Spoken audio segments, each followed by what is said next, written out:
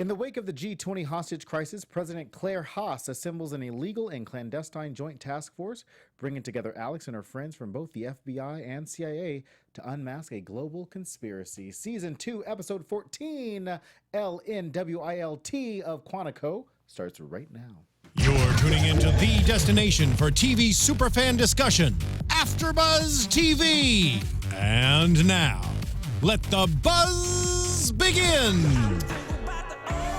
Hey guys, welcome to the Quantico After Show. I'm your host, Drexel. You can follow me on Twitter at Drexel. Welcome back. And Tim is with us today. Hey guys, I am Timothy Michael. You can reach me on all social media platforms at I am Timothy Mike.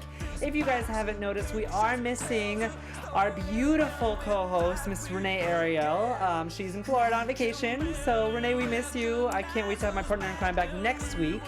But I love this episode. And be sure to follow AfterBuzz TV at AfterBuzz TV. Use the hashtag ABTVQuantico. And if you're in the chat room, hello. If you are following below, leave your comments and leave your comments on the web. We're opening up with Can We Hang On with Cold Water Kids, which was part of the episode. And later on, we're going to be bringing up some of your comments from the comments section and tweets, and I'm sure Mark will find those because I emailed him and I forgot to tell him all about it. So listen, let's start with the show. What did you think? Well, let's start with what LNWILT stands for, which is U.S. Counterintelligence Corps. Just to get that out of the way. This whole season 2, has been all acronyms. So.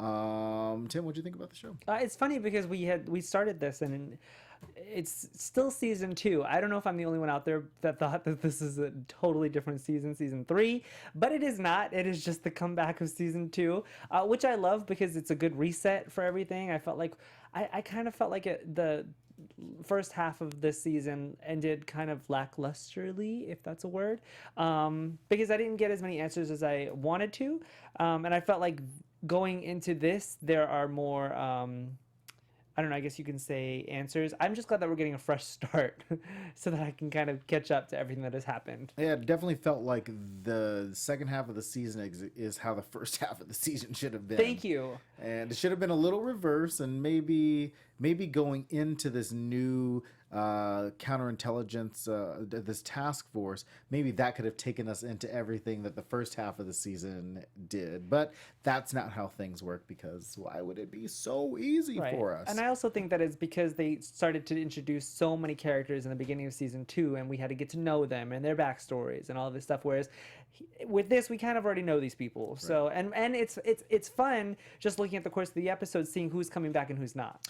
Oh, yes, and there are some of our favorites coming back this second half of the season, if you know what I'm talking about. Let's start with the opening sequence, which I thought was really fun. An FBI raid. Well, Alex and Shelby are wearing their FBI jackets. Yeah, I thought it was really cool how they kind of did that, but then it just it didn't become this whole mission, and I was like, oh, that's it? Yeah, I agree. I think that it did start off with a bang, which is what I was expecting. Alex freaking got body slammed, which I thought was pretty cool. But yeah, I thought it was kind of misdirecting because we ended the last season with them joining this task force, and then we opened with them doing this like side. It was a little bit disconnected from the end of the last season. Even in the preview leading up to this, you thought that they would kind of go right into it. So it was a little confusing as to what they were doing. But it was still cool. I liked the dynamic of Shelby and Alex being paired up again, because they did have that conflict in this first half of the season, and now they're kind of like buddy again, which was definitely established in that opening shot when they were joking about being late and stuff like that. So I liked that. But were you confused as to who? Like I said, I was a little confused as to who they were working for, because if they're working on the joint task force, I guess they're still working. They're now working for the FBI. I think they were And they're just working for the FBI in public, and then in private, they're working for President Haas. I think that they were just working, and this is why I was like, I thought they were just going to go right into it, because I think that they were just working with the FBI just to kill time before this joint task force got started. At least that's what I got from it. They were just trying to help the public and doing regular FBI work before they went into this joint task force. I don't think they're going to be doing any other FBI kind of cases from here on out. You don't think they need a daytime cover? I think they would need a daytime cover. I don't think so. They didn't have one when they were at the farm, and now they're back they at didn't the need farm. to. Well, they didn't need to. When they were at the farm, they were still recruits. Right, but now they're back at the in farm. Which is weird to me. Really? Well, there's a couple of things. So let's talk about the Haas Keys task force and how they, So President Haas goes to the farm, which I thought was weird.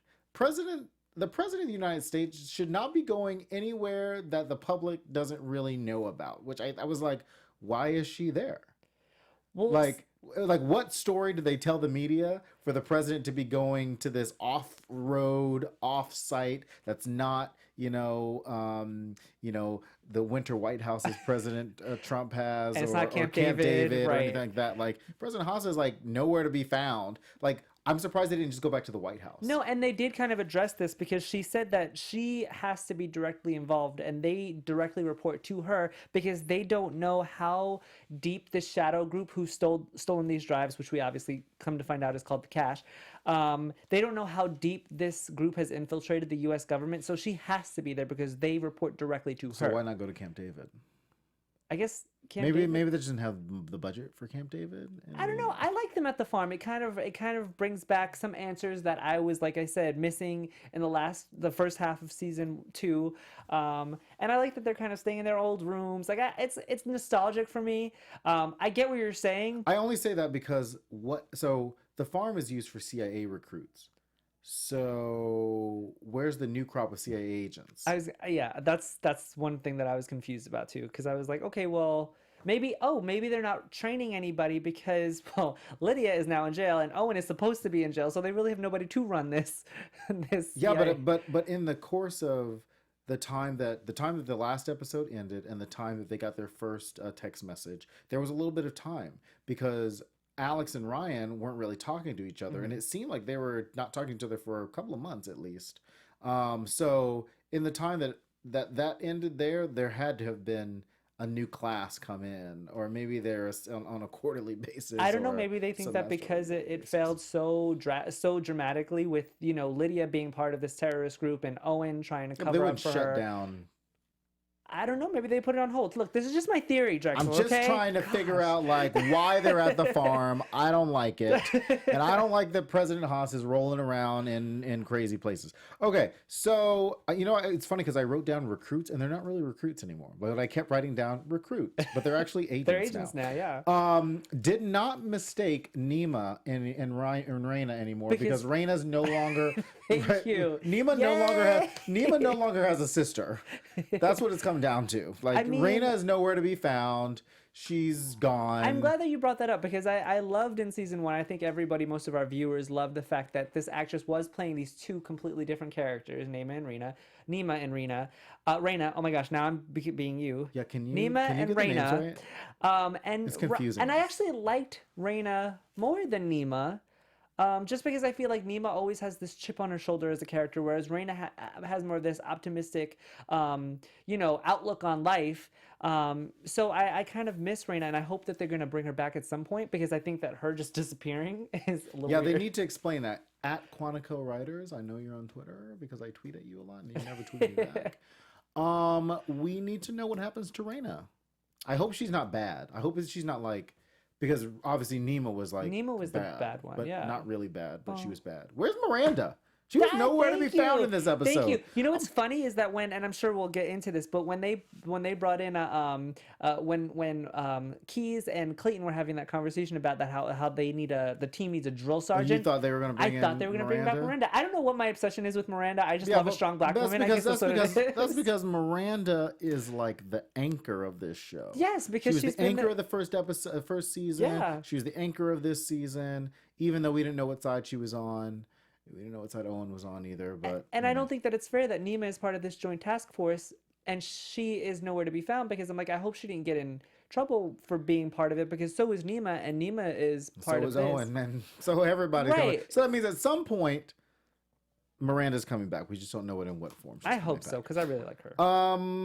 So the recruits get the bat signal as The bat signal. who's that? Alex called the bat signal. And they get taken to the farm. I wrote down weird Haas would be there.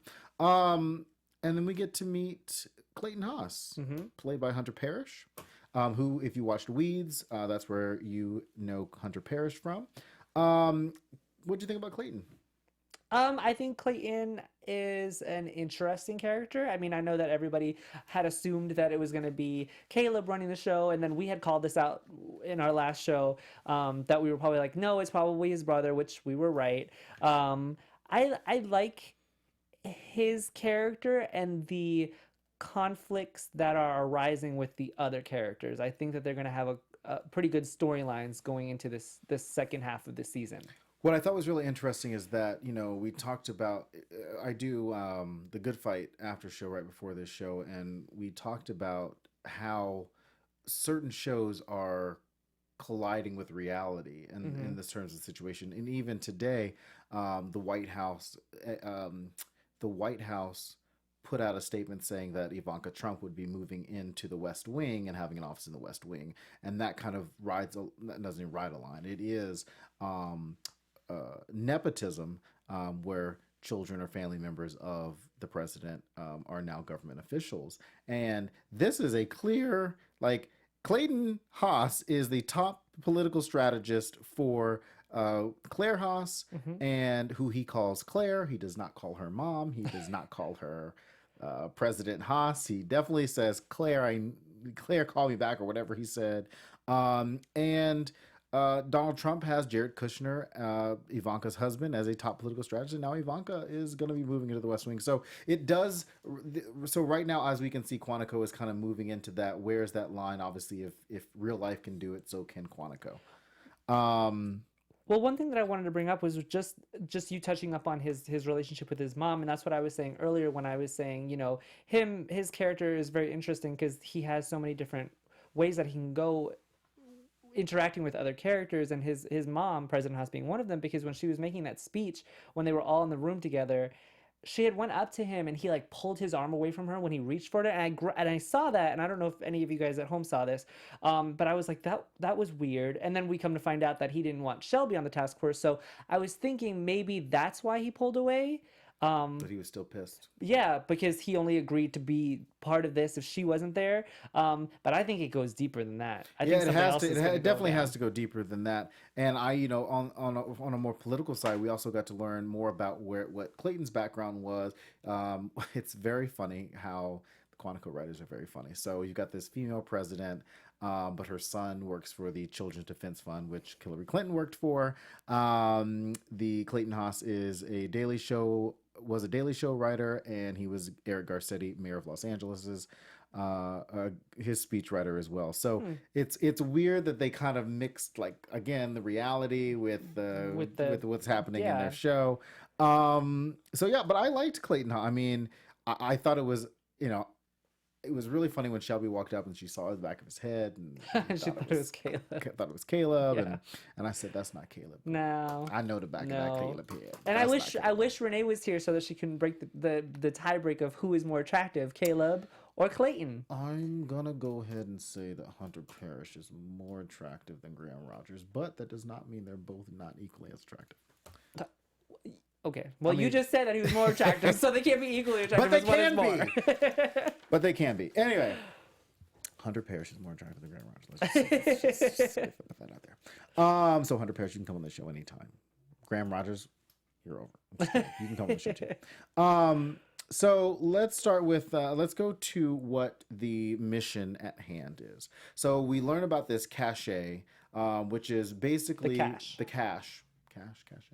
I know it's spelled cache, but cache, which is basically what Lydia had released out there, which is 4 years of worth of intelligence about the United States. And 2 days ago in the show, they released security and maintenance What did that say? I can't Maintenance. read maintenance. Scheduled flights. Scheduled flights of domestic cargo flights. So the mission is who released it, what did they learn from it, and why, and Who paid why. for it, Who who paid for arranged it, what, it, and and why, and and why did they do it? And so what I like about these missions now, or at least I'm hoping that going forward it's like this, is that they're very clear. Yes. Like they give us it's not like 15 things, it's not like 2 missions, it's like exactly. And so I'm hoping this is the mission. Clearly this is the mission that takes us throughout the end of the season. Yes. Because now we have to, it's like a game of who's who. You know that game where you flick the names down, you try to figure out what that is? Because we have 7 areas of the cache that we have to figure out, the 7 pieces. 8. 8 pieces, including government, technology, laws, media, and we need to find out each person that's connected somehow to this one big circle. I love that when they were introduced to the bunker, they had this whole thing on the smart board. We need a big smart board here. We do. I would love that. That would be awesome. We should. Sorry, AfterBuzz logo. You gotta go. We'll put the faces of everybody. Yeah, I love that they had put this up, and I got the same exact feeling that this is what was going to take us throughout the entire season. Because I thought initially that this was a specific mission, and they were going to find out all 8 points for this specific mission for this episode, but they only found out one key element, which we will obviously get to later. So then that only brings me to the closing point that it's probably going to take us throughout the rest of the season. Which is great. Which I love that. It's clear. Because our brains cannot take any more confusion about what's going to happen. We really can't. I need a board. I need points. I need lines. This is a much easier board than the murder board, Yeah. which we only saw 4 or 5 times, which never came back when it was supposed to. Yeah. We were like, oh, who's at the top of the murder board? And then it just never came back. Nope. What the heck, man? You dropped the ball. So we get in there. The recruits are doing it kind of reminded me of that scene when they were all trying to figure out about the drone. Remember when they had that one mission where they were trying to figure out like how to attack, like if they were going to deploy this drone on like that city. Yeah, and they were all debating on whether or what not to do. Yeah. It reminded me a little bit of that, which I thought was really great because we got a chance to see where everybody kind of stood. And we'll talk about grudges a little bit later, But so the mission is who benefited from the crash. Was it members of the government? Was it defense companies? Was it the media? It could have been anybody. Yeah. In that circle of cash. Yes. And so they need to go infiltrate this black tie event where we meet a whole host of characters. Now, it is no secret that in this show, if we meet a person, chances are they will come back at some point, like Sebastian Chen's wife, who we found out was a little bit crazy. We met Sean. Sean. Oh my gosh, I wrote his name down. Sean somebody. Sean. His name is not Sean somebody. It is. Oh my god. Well, his name Sean is Gregory. Sean. Thank Gregory. you. Sean Gregory. Hedge fund manager. Yes. Oh, I wrote that down too. Hedge fund I just manager. can't read my own handwriting. At Gregory Investment Partners. Yes. So basically, somebody at Gregory Investment Partners basically got really sloppy, and they could figure out that who gave them the stock trading tip. Because right now it's all about stock trading. It's all about where's the money going. Right. Where's the money coming from? Who told them they could trade? And we know that insider trading is obviously very illegal. Who told them that they could benefit off of this crash? Yeah, and just really quick, just taking a step back from that, the only reason that they're at GIP is because they brought back Blair Underwood, which I love. I'm glad that he is back as Owen Hall. How did he get up out of there? Where's Miranda? Because I'm guessing Keys broke him out of jail, or to kind of wrangle these guys together. Did he find them in the microwave? And he's the one that said, "Follow the money by human intelligence." So that's why they're at GIP. So I thought the whole point of that being, I'm glad that Blair Underwood is back as Owen Hall. Right, and I'm over here talking about Kellyanne Conway and microwaves. Yeah, exactly. That's all I care about. She's watching us through the cameras. So, yeah, I thought that was really cool. I'm glad that Owen's back. Like, they didn't really need to get. They have Blair. It's Blair Underwood. You can't just let him go anywhere. Yeah. Like half a season, gone. And I feel like the GIP party was kind of like their mini mission, as was in the other seasons, or the other first half of the season last season. I thought it was a smaller mission connected to a bigger mission. That's not what I was necessarily gonna say, two separate missions. No, yeah, like a mini mission that's going to enhance the bigger picture at the end of the season. What did you think of their on-site aliases? So like Deanna yeah. was like on-site support, but she really was like she was there. Like that was weird for her because she was there, but then she wasn't. I mean, really, the only person who really had an alias was Ryan, because No, he's the only... Nima was Shelby's assistant. Oh, okay, but they didn't really go into depth on like her name or her alias. Ryan was really the only one because Owen and Alex were playing themselves. So right. I mean, which was pretty smart because Alex is very high profile, so you can't really be like, oh, this is Alex, but she's really, I don't know, Stephanie Wilkinson from Idaho. Like, no, she's been in the papers. One of the situations that I thought was really interesting was, and if Stephanie Wilkinson is out there from Idaho, I'm sorry, I didn't mean to. Was when, because this entire time, I mean, like Director Keyes talked about how there would be a lot of situations that they would have to do kind of illegal things and different things like that. The only person that did something that I thought was illegal was Deanna, because she used that propofol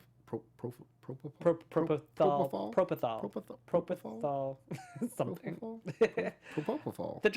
The drug on Logan Martin, right? Yeah. But that is consistent with the way that Deanna works. Like she is the one that will go outside of the rules to get the mission done. Yes. Whereas everybody else will figure out the more legal way to handle things. The more moral way. Deanna's like, stick him in the neck. Gotta go. See you later. I'm hopping in the plane. I'm out. I'll talk to you guys from the top of from the helicopter. Clayton Haas was not impressed with Ryan. I thought that was very funny. Yeah, those two are gonna have a fun little relationship. Yeah, that's gonna be very interesting. And then Owen, who's and like I said, we'll talk about the grudges in a second. But like Owen still holds this grudge against Alvin and then leaves her upstairs to kind of figure out. They're trying to sell the security firm to this guy, to Sean. And leaves her upstairs, and then Harry pops out of nowhere. Harry, like that was weird to me. Yeah, and Harry is still annoying. What a guess! He still wants to know everything British, from No. I was like, he still wants to know everything from Alex. He's like, tell me why you're here. Tell me this. Tell me that. And she's like, But I also think that has a lot to do with the fact that Harry's very insecure, and his insecurity makes him more annoying. And B, he doesn't trust anybody, so he wants to know what the other person's doing. I disagree. And he wants to be a part of something, which is why he talked about, when she brought up the fact that he's no longer working for MI6, like he wants to be a part of something. And you saw that, like he had a mission with MI6, but he also had his own side mission. But here's the thing. Harry is still annoying because he's the one that messed up the whole thing with MI6, because he was the one that gave away the whole plan when he was undercover in the farm. But you're an agent. No matter how drunk, it doesn't matter. You are an agent. You have a specific set of responsibilities, and you have to stay true to your character, whatever that is. So he's only doing all this stuff because he's the one who put himself in that situation. And this is why I do not like Harry Doyle. Harry is still going through other stuff, especially since he used Sebastian's name. I can't. Like, how do you use Sebastian Chen's name and you don't even look like a Chen? Like, what the heck? I guess it was just out of all the names he could have come up with. I don't know. He could have been Ryan Booth, since Ryan wasn't using his own name. Like, he could have been anybody, but he decided to use Sebastian Chen. I mean, yes, that does say a lot. He didn't even use Elliot's name, which is weird to me. I don't know. Maybe I don't know. Did you find it weird that he used Sebastian's name instead of Elliot's name? It was like that was the first name he thought of? It was weird, but at the same time, I'm like, okay, you have this secret obsession or crush on Sebastian. So it's weird, but at the same time, is it weird? I don't know. Yeah. So, but MI6 was, so he claimed that what we thought MI6 was investigating the same thing, but it turns out he was investigating it on his own. There were a couple of close blows. Alex's cover almost was blown with Harry. Ryan's cover was almost blown by Sasha, the reporter, bringing the Omaha lady. Yeah. We also met Emily Myers, played by Jenna Lee Green, who was from Wicked. Yep. And I think that's a character that's coming back. She seemed very intense, enough to where she's a character that's coming back. Like, we didn't see enough. Like, we saw just a little bit of her, but we didn't see enough of her. Well, it's funny about characters coming back. Sasha Baronoff, the reporter that Ryan was speaking with, as soon as I saw her, I was like, she's a pretty big actress, and I was like, I knew that she was going to come back, and obviously we'll talk about it. Right. She will. But I like her character because she doesn't just take something for face value. She always goes back and does her research, which is what a good Which is reporter does. Yeah, which Right. is what, and we'll talk about Leon in a second, but like, which is what Leon normally does. And I think that we've never seen a reporter that wasn't Leon, that wasn't a part of the situation, try to figure out the recruits in the way that they, she kind of did it on her own without anybody's help. So that'll be really interesting to see how she uncovers all of that. We learn that the GIP is running a big Ponzi scheme, a big Madoff Ponzi scheme, led by Sean and Emily Myers. Led by Sean, Emily Myers is a part of it. And so they're not part of. So they're not part of the RNX AIC. Or and then they're not part of the RNX. Like they didn't. Right. They didn't. They weren't. They didn't do anything. For it. They were very boring. No. Just a bunch of people. Just a boring people trying to scam millions of people out of millions of dollars.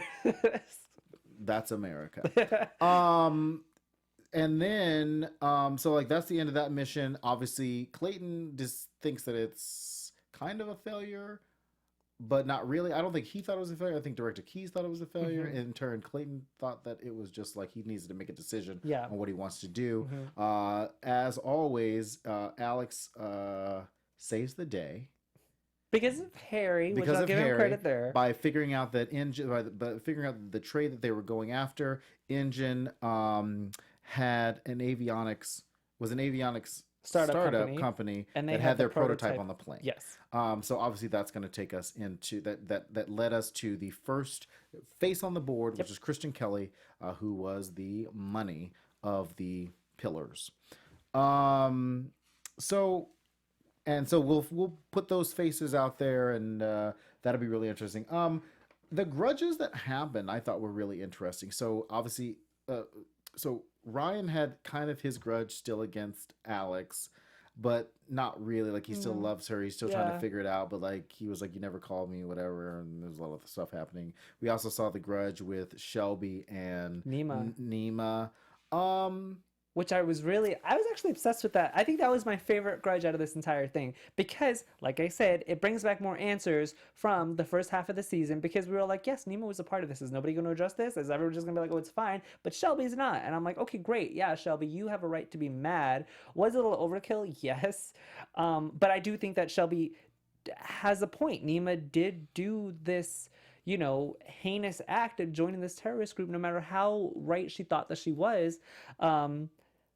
And it just, didn't work out in Nima's favor. She was ultimately wrong and Shelby was ultimately right. So Shelby's on her little high horse right now, which she always is because that's what Shelby does. But with Shelby, like everybody around her has an issue, including Shelby. You're right. All of her close people, like Caleb had an issue.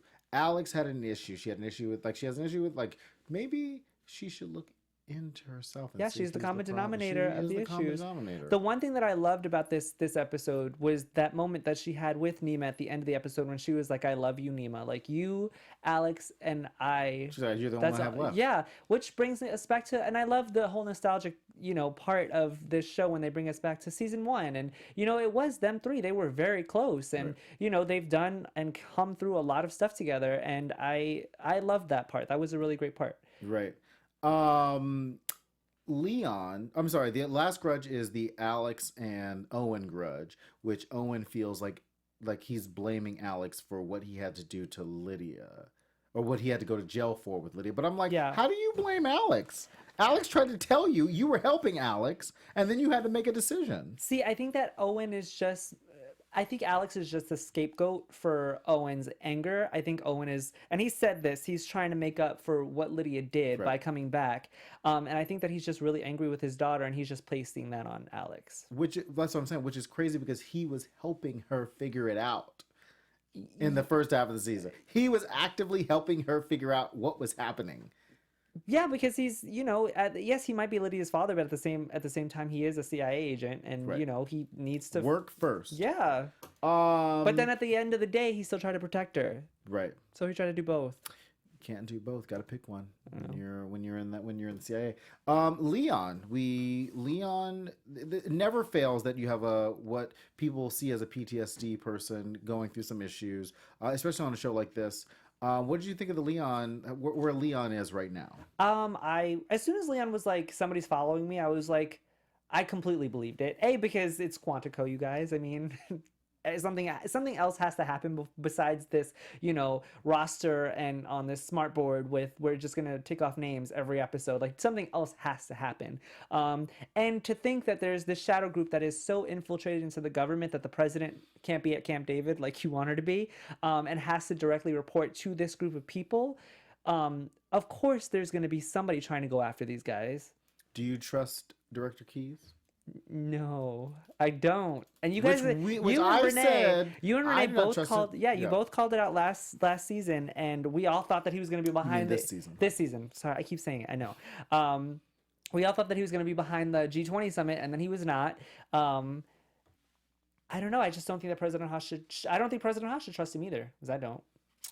One of the things that I do find really interesting, though, is that, yes, they are trying to put Leon in this PTSD category, which is sad because in the beginning of the episode, Alex literally said, I'm usually the paranoid one that no one believes, talking about, when she was part of the whole Grand Central Station bombing, and she was literally framed for it, and nobody believed her.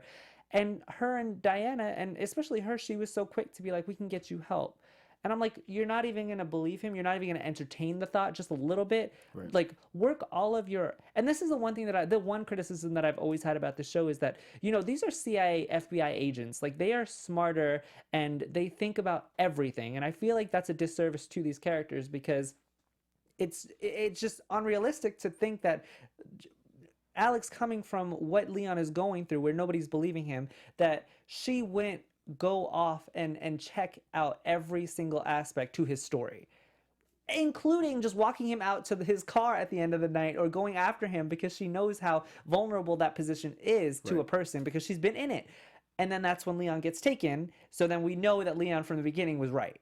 That's so funny because when we started this show, all of our cameras, all of our things said taken. So that's maybe that's what was foreshadowing. It's foreshadowing. What happened to Leon? Because the Taken After show was on right before us. So yeah, I mean, then he gets X-Files. I love the X-Files. I love. Whereas Mulder and Scully, he was abducted by the aliens. Mulder and Scully's got to find him, and then Mariska Hargitay's got to figure out what's happening. We're bringing it all together. That's what TV's all about. I wouldn't put it past Quantico, you guys. They're gonna bring it all together. Back.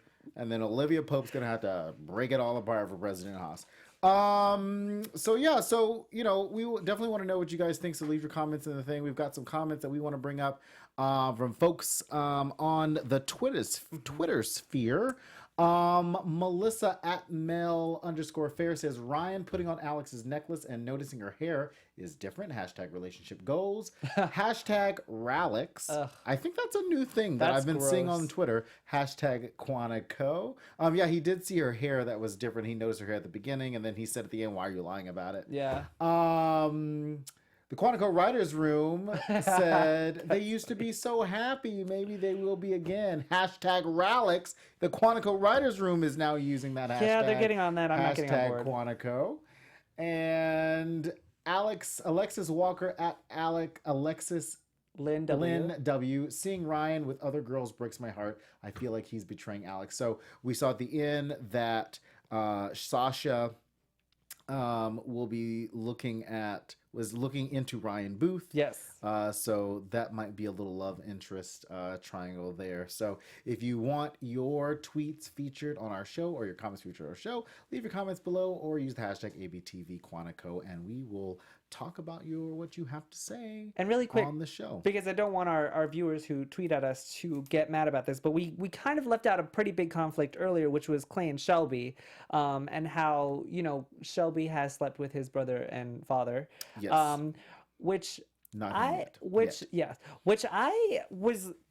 was a little interesting because while the episode progressed, I was like, we found out that Clay is his fiance Maxine Griffin, who invited Shelby to dinner, which was so weird. I'm like, why would you don't even know? It was weird. They did. She does know that she's a part of her group because she's a part of her her founder of the roster to help women rise, whatever.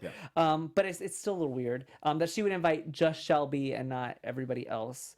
But whatever. I don't know if anybody else any of our other viewers got this, but did it look like there was a little flirtation from Shelby going on with Clay? Because I'm like, she can't literally sleep with the entire family. She can't. If she sleeps with him in this season, I'm going to flip a table like in the Real Housewives of New Jersey, and things are going to go down because she literally cannot. She would only have to sleep with President Haas. That's it. She would. That's where this is headed. And I really do not put it past Quantico writers. Shelby is going after Claire. This was the end goal the entire time. Because she's obsessed with the Haas. Claire She wants to be a Haas. I guess so. Basically wants to be a Haas. Yep. I just wanted to touch up on that really quick. I did write down Maxine invites Shelby over. Weird. I wrote weird. It was weird. That was weird to me. Yeah. And where do Alex and Ryan go next, as everybody has seen. So we definitely want to know what you guys think. Excuse me, about Clay and Shelby, or Claire and Shelby. I mean, that's a little weird to me. We're gonna get some fan fiction underneath in the comments. It's gonna be really weird. And then and Ryan and Alex, which is very sad. And what you think about Miranda? Yes. Where is Miranda? Where in the world is Miranda? She's like Carmen Sandiego. We want to know where in the world is Miranda. So you guys let us know. What shows you have coming up this week? So on let's see, Friday mornings, I will be doing the Unproduced Table Read series with Jeff Graham. And on Thursday nights at 9 p.m., I will be joining the Grey's Anatomy after show. And what shows you guys have going on this week? Where can they find you on Twitter? Oh, I am at Timothy Michael on all I am Timothy Michael on all social media platforms. Where are they gonna find you? You can find me at Drexel Hurd on the Twitter and Instagram. And tomorrow night, I will be interviewing Representative Swalwell from the great state of California on my show Political Culture.